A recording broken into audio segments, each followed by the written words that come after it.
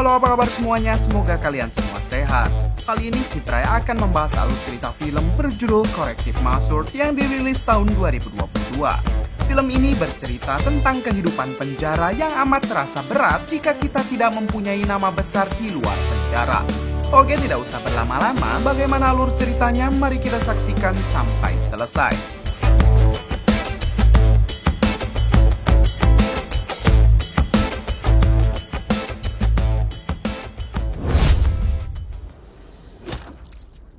Di awal film diperlihatkan seorang pria bernama Jack sedang disiksa oleh kelompoknya sendiri.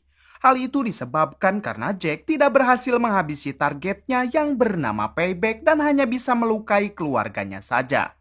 Namun tak lama dari itu, Payback yang merupakan target mereka tiba-tiba datang dan langsung menghabisi orang-orang di sana. Jack, berarti you fuck it up.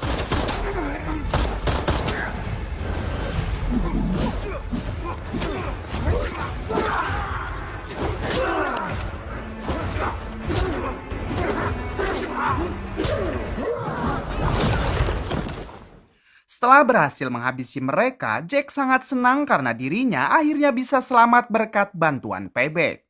Akan tetapi Payback mengatakan kalau ia membantai mereka bukan untuk menyelamatkan Jack, melainkan agar Jack bisa dihabisi oleh tangannya sendiri karena Jack sudah berani melukai keluarganya. Saat akan menghabisi Jack, tiba-tiba para polisi berdatangan namun Payback tidak ragu untuk tetap menembak Jack. Alhasil Payback ditangkap oleh aparat kepolisian sementara Jack sudah koin.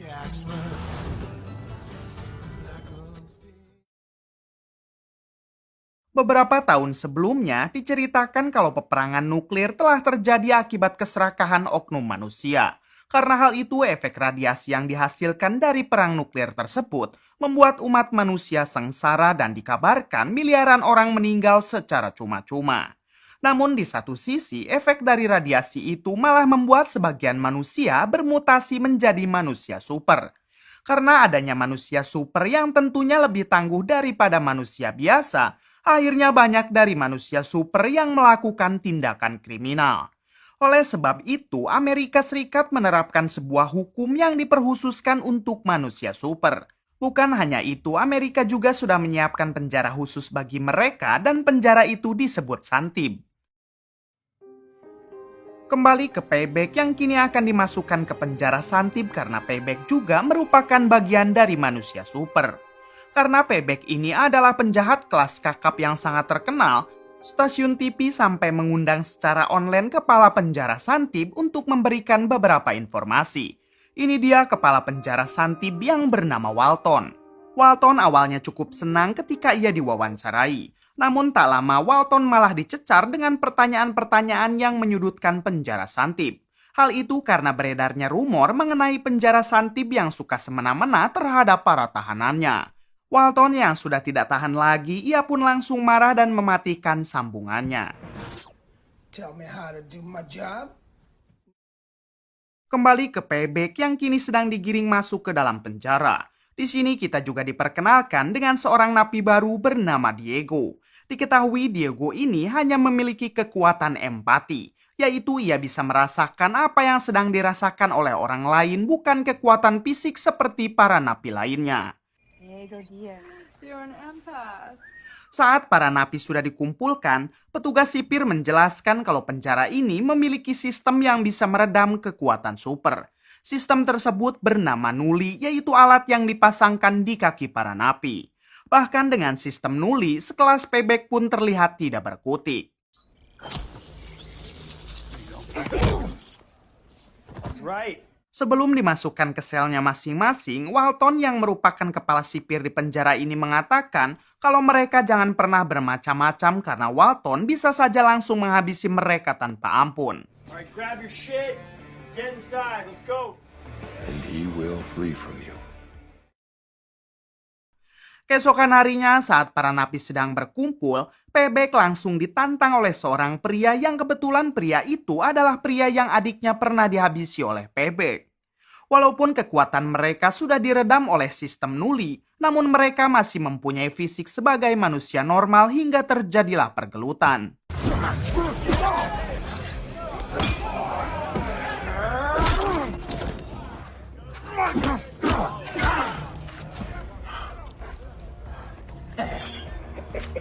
Morning well for those knuckleheads. Yeah, just see it. Pergelutan itu akhirnya dimenangkan oleh Payback dan saat Payback akan menghabisi orang tersebut, untungnya petugas sipir segera menghentikan Payback dengan cara menyetrumnya melalui tablet yang terhubung ke sistem nuli. Kemudian Payback juga mendapatkan beberapa bogeman dari sipir wanita yang diketahui sipir wanita ini mempunyai kekuatan super dari ototnya yang besar. Di sisi lain, Diego yang juga melihat pergelutan Payback, ia pun diperingati oleh salah satu napi bernama Gordon atau sering disebut si konduktor. Gordon mempunyai kekuatan yaitu menghasilkan tenaga listrik di dalam tubuh serta mengendalikannya. Gordon mengatakan kalau selama Diego di penjara ini, lebih baik Diego terus waspada dan lebih berhati-hati. Trust me, kid. For a while. Kemudian Gordon mengajak Diego untuk berjalan-jalan berkeliling penjara. Di sini mereka tak sengaja bertemu dengan salah satu napi yang berbadan besar serta berwajah alien bernama Darius. Darius dengan fisiknya yang besar tentu ia juga sangat ditakuti oleh para napi lain. Setelah Darius pergi, Gordon mengatakan kalau Darius ditakuti bukan karena fisiknya saja, melainkan karena Darius adalah teman dari seorang napi berlevel iblis bernama The Lob. Mendengar hal itu, Diego yang penasaran lantas bertanya siapa The Lob dan apa kekuatannya. Gordon menjawab kalau The Lob memiliki kekuatan di atas kekuatan para manusia super. Ia juga bisa mengendalikan pikiran seseorang sehingga dapat dengan mudah menghabisi musuh-musuhnya. Oh, yes. Yeah. Tak lama setelah itu, ini dia The Lob, seorang napi yang paling berbahaya di penjara ini. The Lob saat itu akan dibawa ke sebuah ruangan untuk melakukan persidangan pembebasan bersyaratnya. Karena saking berbahaya, The Lob sampai dipakaikan topeng untuk menghentikan kekuatan pikirannya. Bukan hanya itu, sistem nuli juga kadang tidak cukup ampuh untuk mengendalikan The Lob. Setelah ditanyai beberapa pertanyaan, The Lob tidak mau menjawab apapun dan alhasil The Lob akan kembali dikurung di penjara ini. You are not ready to re-enter society. You won't like me? Mr. Loeb, I will not have you make a mockery. Ketika sambungan sudah terputus dengan pihak persidangan, tak lama kemudian datang Walton menghampiri The Lob. Walton sengaja mendatangi The Lob di sini agar tidak ada orang yang tahu dengan rencana busuknya. Ternyata Walton meminta The Lob untuk meretas semua saldo di bank lalu dikirimkan kepada rekening Walton.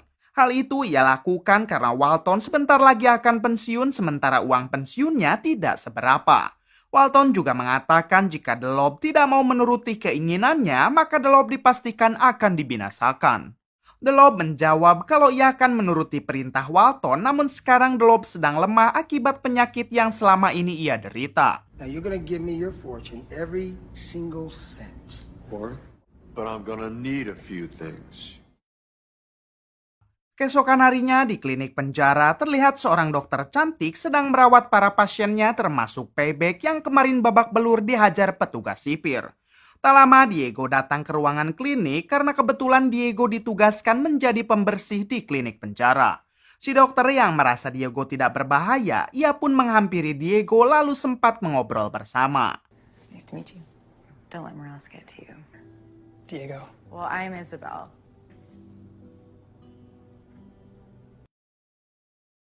Setelah itu, si dokter masuk ke ruangan di sampingnya yang ternyata di sana ada The Lob. Walaupun The Lob terkenal sangat berbahaya, namun sebenarnya ia ramah kepada orang baik. Bahkan di sini, si dokter curhat kepada The Lob mengenai peraturan penjara ini yang sangat tidak baik untuk para napi. Tiba-tiba datang Payback yang langsung mencekik si dokter sampai pingsan. Ternyata Payback berniat menghabisi The Lob yang saat ini fisiknya sedang lemah dengan alasan ia ingin menjadi raja di penjara tersebut. Namun saat akan menghabisi The Lob, Diego tak sengaja melihatnya dan langsung menyelamatkan The Lob dengan menghajar Payback sampai para petugas sipir datang.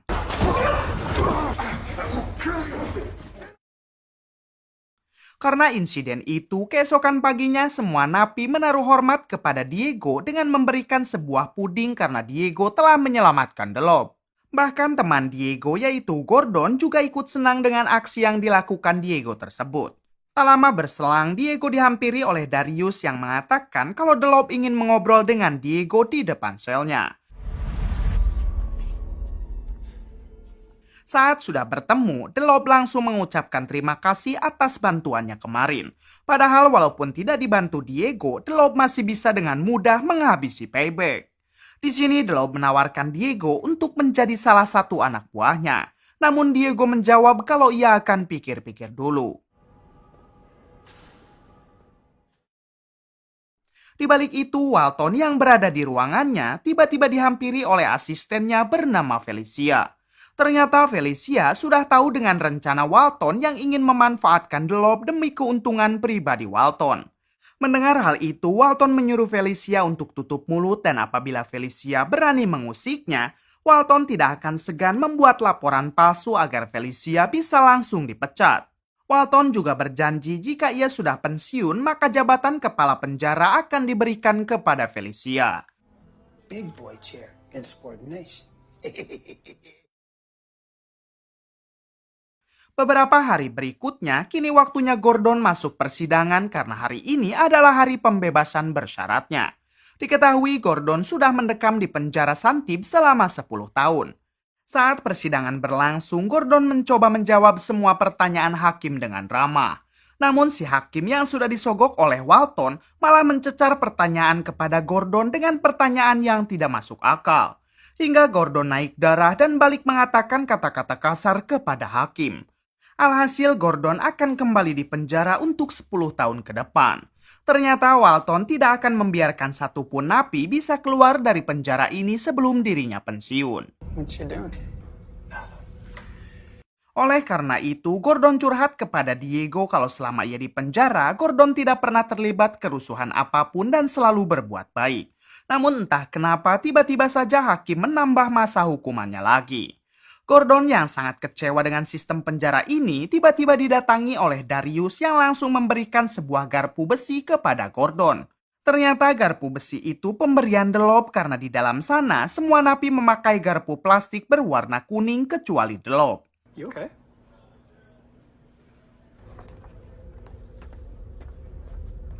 Sontak saja Gordon langsung memanfaatkan garpu tersebut untuk membuka sistem nuli yang ada di kakinya.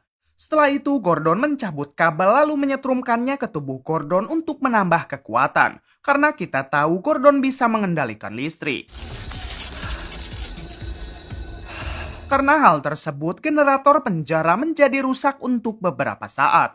Alhasil semua sistem nuli tidak berfungsi hingga menyebabkan kekacauan di dalam penjara.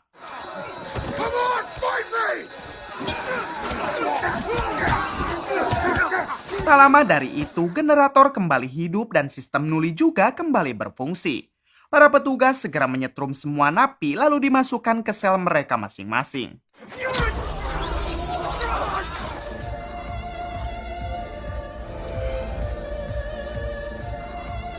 Sementara itu, Gordon yang akan kabur melalui jendela tiba-tiba. Ternyata itu adalah sipir wanita. Di sini sipir wanita diperintah Walton untuk segera menghabisi Gordon karena Gordon sudah berani membuat kekacauan di penjara ini. Sipir wanita yang mempunyai otot super langsung menghajar Gordon sampai koit sesuai perintah Walton. Ternyata kabar kekacauan serta kematian Gordon ini sampai tembus ke media dan media mengabarkan kalau sudah ada 12 napi yang meninggal di penjara tersebut selama kurun waktu 1 bulan. Pihak media sudah meminta wawancara kepada kepala sipir yaitu Walton. Namun Walton tidak mau memberikan komentar apa-apa perihal kejadian tersebut. Keesokan harinya adegan memperlihatkan Walton yang saat ini mengajak Diego untuk melihat sebuah ruangan penyiksaan.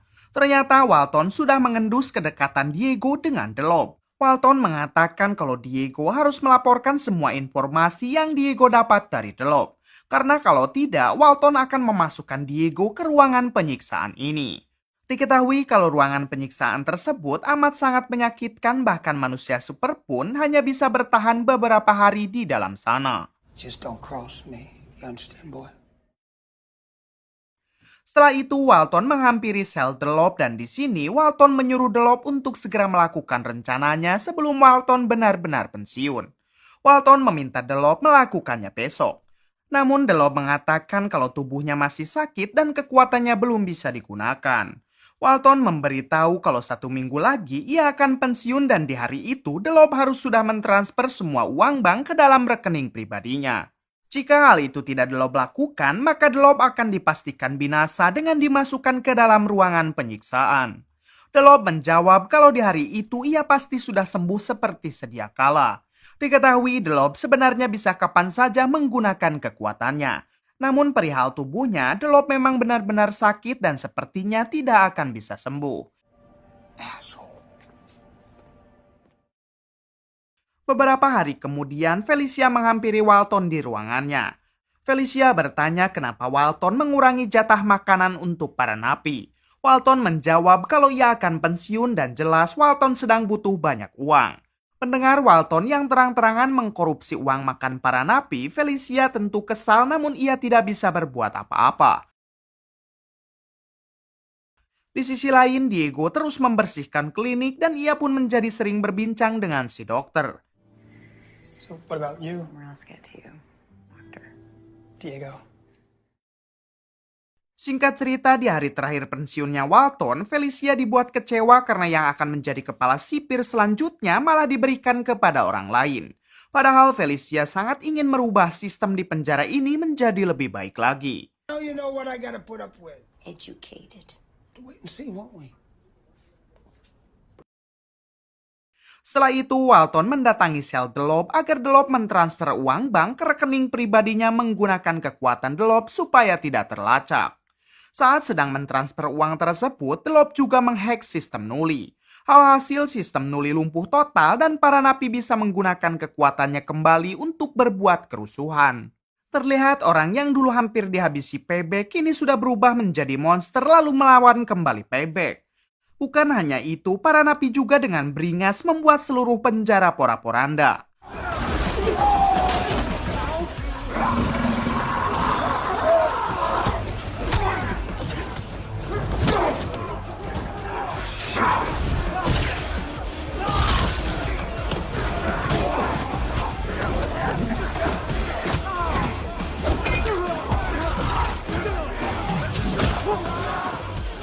Di balik itu, Diego yang berada di klinik juga kembali mendapatkan kekuatan empatinya dan Diego dapat merasakan apa yang dirasakan semua orang yang ada di sana. Si dokter mengatakan kalau Diego jangan fokus terhadap semua perasaan napi yang ada di sini karena pada dasarnya si dokter ternyata menyukai Diego, begitupun sebaliknya. Kembali ke Walton yang saat ini dihubungi oleh Felicia mengenai semua keributan yang sedang terjadi. Walton mengatakan kalau ia tidak peduli lagi dengan keadaan di penjara ini karena Walton sudah pensiun. Setelah itu, Felicia menghubungi salah satu petugas sipir untuk meretas kembali generatornya agar sistem Nuli kembali normal. That should reset all nullies. Namun saat si petugas sipir itu sampai di ruangan generator, tiba-tiba ia didatangi oleh seorang napi yang ingin menghabisinya. Beruntung si petugas sipir itu berhasil kabur dengan menyerang napi tersebut menggunakan listrik pipa gas. That's a reset. Di sisi lain, Delob akhirnya sudah mentransfer semua uangnya ke dalam rekening Walton. Namun di sini Delob menggunakan kekuatannya yang selama ini ia tidak pernah pakai, yaitu menukar jiwa ke jiwa milik Walton, mengingat tubuh Delob yang kini sudah sering sakit-sakitan. Artinya kini Walton menjadi Delob dan Delob menjadi Walton. Setelah itu Delob dengan tubuh Walton langsung membogom Walton sampai pingsan. I know something you don't know. Now you're stuck in here with me. How do you like that shit? Interesting, isn't it? Kemudian Delob segera memperbaiki lagi sistem Nuli sehingga semua napi dapat diamankan kembali. Delob dengan tubuh Walton segera menyuruh anak buahnya untuk memasukkan Walton ke dalam ruangan penyiksaan.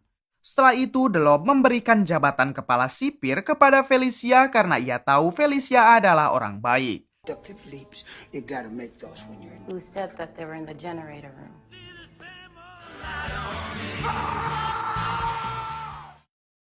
Dengan naiknya jabatan Felicia, kini semua sistem penjara menjadi lebih baik. Felicia juga mengklasifikasikan para napi sesuai dengan kekuatannya masing-masing agar tidak terjadi lagi penindasan antara para napi. Oleh karena itu, Diego akan dipindahkan ke penjara yang ringan dan Diego akan bebas 1 bulan ke depan.